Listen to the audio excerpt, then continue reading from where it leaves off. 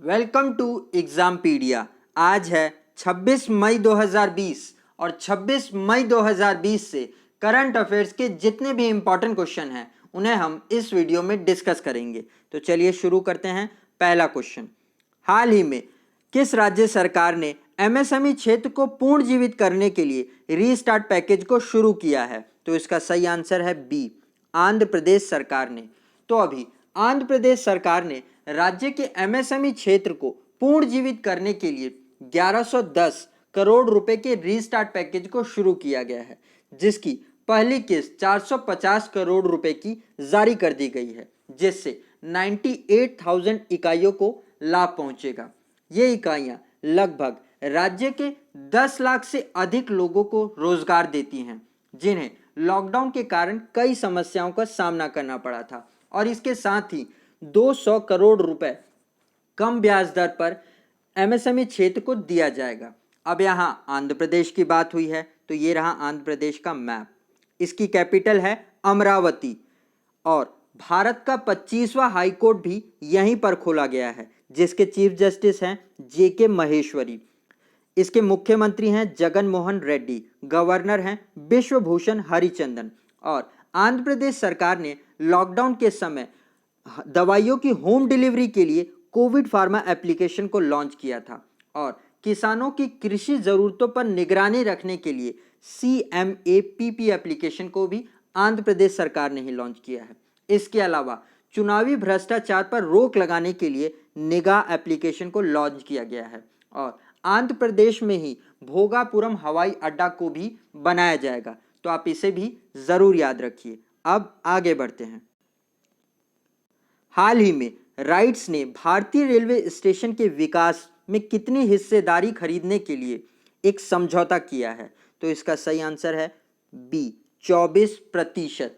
तो अभी राइट्स यानी rail India technical and economic services ने Indian railway station development corporation में 24% की हिस्सेदारी खरीदने के लिए एक समझौता किया है, जिसमें रेलवे स्टेशन को रीडेवलप करना, डबल लाइन बनाना, इलेक्ट्रिफिकेशन वर्क को कंप्लीट करना, मॉडर्नाइजेशन ऑफ वर्कफोर्स भी शामिल किया गया है।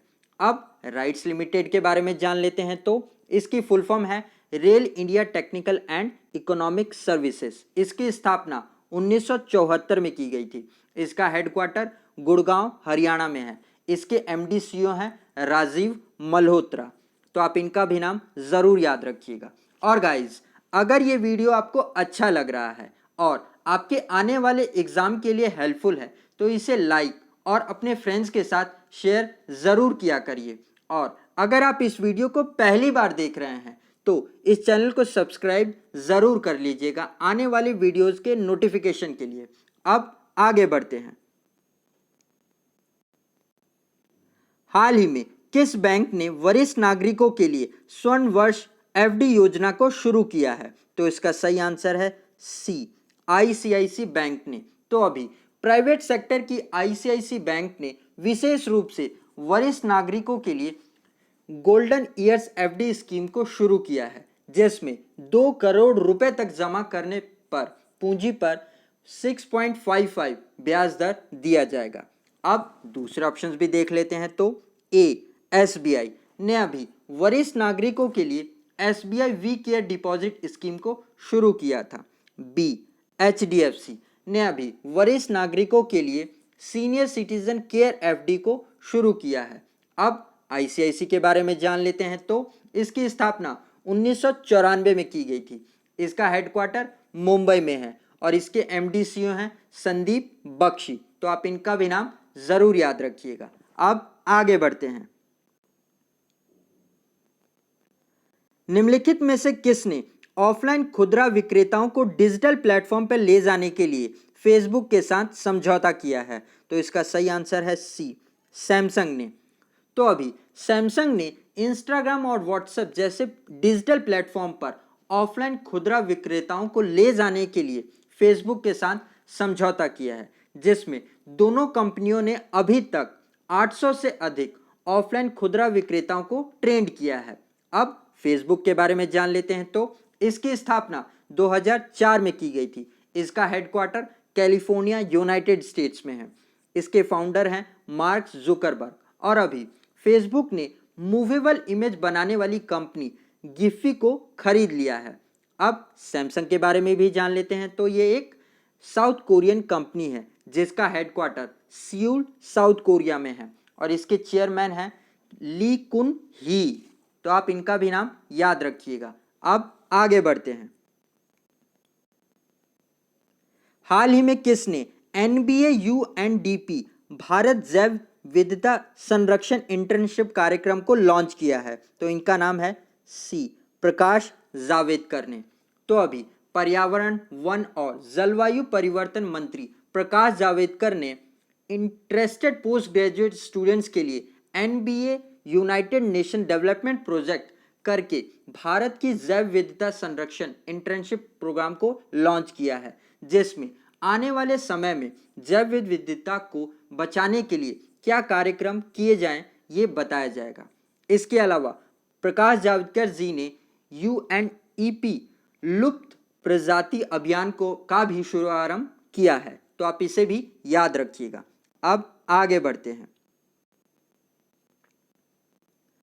हाल ही में किस स्पेनिश फुटबॉल खिलाड़ी ने रिटायरमेंट की घोषणा की है? तो इनका नाम है एरिटिज एड्यूरिज ने। तो अभी स्पेनिश फुटबॉल प्लेयर और एथलेटिक बिबलाओ स्ट्राइकर एरिटिज एड्यूरिज ने मेडिकल रीजन से रिटायरमेंट की घोषणा की है। इन्होंने स्पेन के लिए अभी तक 13 कैप जीते हैं और 2016 में स्पेन के सबसे पुराने गोल करने वाले खिलाड़ी बन गए थे जब उनकी उम्र 35 वर्ष 275 दिन थी।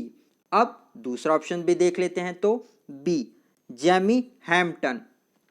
तो अभी फॉर्मर वर्ल्ड टॉप 25 और US स्टार जेमी हैम्पटन ने चोटों के कारण संन्यास की घोषणा कर दी है। इन्होंने ITF वुमेन कैटेगरी में 5 सिंगल्स टाइटल जीते थे और 2013 में ये अपने करियर में वर्ल्ड टॉप 24 रैंक पर भी पहुंची थी। तो आप इनका भी नाम जरूर याद रखिएगा।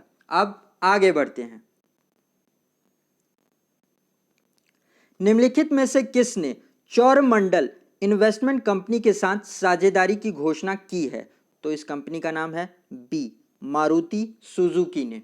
तो अभी कोरोना वायरस के मद्देनजर मारुति सुजुकी और चौरमंडल इन्वेस्टमेंट एंड फाइनेंस कंपनी ने बाय नाउ पे लेटर स्कीम को लॉन्च करने के लिए ये समझौता की घोषणा की है, जिसमें खुदरा ग्राहकों को आसान फाइनेंस सॉल्यूशंस के ऑप्शंस दिए जाएंगे। अब मारुति सुजुकी के बारे में जान लेते हैं। तो इसका हेडक्वार्टर नई दिल्ली में है। इसके MD CEO हैं केंडलीची अयुकावा। तो आप इनका भी नाम याद रखिएगा। अब आगे बढ़ते हैं। निम्नलिखित में से किसने एक वैक्सीन विकसित की है जिसे अब कोविड-19 रोगियों पर आयुर्वेदिक सूत्र के साथ परीक्षण किया जाएगा? तो इसका सही आंसर है बी सीरम इंस्टीट्यूट ने। तो अभी सीरम इंस्टीट्यूट के रिसर्चर्स द्वारा विकसित की गई एक वैक्सीन को कोविड-19 पेशेंट्स पर पुणे के नायडू अस्पताल में एक आयुर्वेदिक फॉर्मूला के साथ परीक्षण किया जाएगा। इस वैक्सीन को अमेरिका की बायोटेक्नोलॉजी कंपनी कोडजेनिक्स की मदद से विकसित किया गया है, जिसमें सीरम इंस्टीट्यूट के रिसर्चर्स ने इस BSG वैक्सीन को 3 फेज ट्रायल रूप दिया है। तो आप इनका भी नाम जरूर याद रखिएगा। अब आगे बढ़ते हैं। हाल ही में कौन सी सड़क निर्माणों के लिए कॉयर जियो टेक्सटाइल्स को मंजूरी दे दी गई है? तो इसका सही आंसर है ए रूरल रोड्स, यानी सड़क ग्रामीण सड़कें। तो अभी प्रधानमंत्री ग्राम सड़क योजना के तहत जो ग्रामीण सड़कें बनती थी उन्हें कॉयर जियो टेक्सटाइल के इस्तेमाल की मंजूरी दे दी गई है, जो प्राकृतिक रूप से मजबूत और टिकाऊ भी होती हैं। अब कॉयर क्या होता है? तो ये नारियल के ऊपर का एक छिलका होता है जिससे कॉयर जियो टेक्सटाइल बनाया जाता है, जिससे अब ग्रामीण सड़कें भी बना करेंगी। तो आप इसे भी याद रखिएगा। अब आगे बढ़ते हैं। हाल ही में किसने ताइवान के राष्ट्रपति के रूप में दोबारा शपथ ली है? तो इनका नाम है ए साई लिंग वैन। तो अभी साई लिंग वैन ने ताइवान के दूसरी बार राष्ट्रपति के रूप में शपथ ली है और इस शपथ समारोह में भारत की तरफ से 2 सांसदों ने वीडियो कॉन्फ्रेंसिंग से हिस्सा लिया है। इनका नाम है मीनाक्षी लेखी और राजीव कासवान, जो कि बीजेपी से पार्टी से आते हैं। तो आप इनका नाम जरूर याद रखिएगा, ये बहुत इंपॉर्टेंट क्वेश्चन है। अब आगे बढ़ते हैं। इनका नाम है बलबीर सिंह। ये एक भारत के महान हॉकी प्लेयर थे जिन्होंने भारत के लिए 3 बार ओलंपिक गोल्ड मेडल जीता था। इनको बलबीर सिंह सीनियर के नाम से भी जाना जाता था। इनका भी देहांत हो गया। अब आगे बढ़ते हैं। तो गाइज, अगर अभी तक आपने इस चैनल को सब्सक्राइब नहीं किया है तो वीडियो के नोटिफिकेशन के लिए ज़रूर सब्सक्राइब कर ले। और अगर आप हमारे इंस्टाग्राम, फेसबुक और टेलीग्राम चैनल से जुड़ना चाहते हैं तो एग्जामपीडिया सर्च करके जुड़ सकते हैं, वरना आप डिस्क्रिप्शन में देखकर भी जुड़ सकते हैं। आज के लिए इतना ही। Thanks for listening.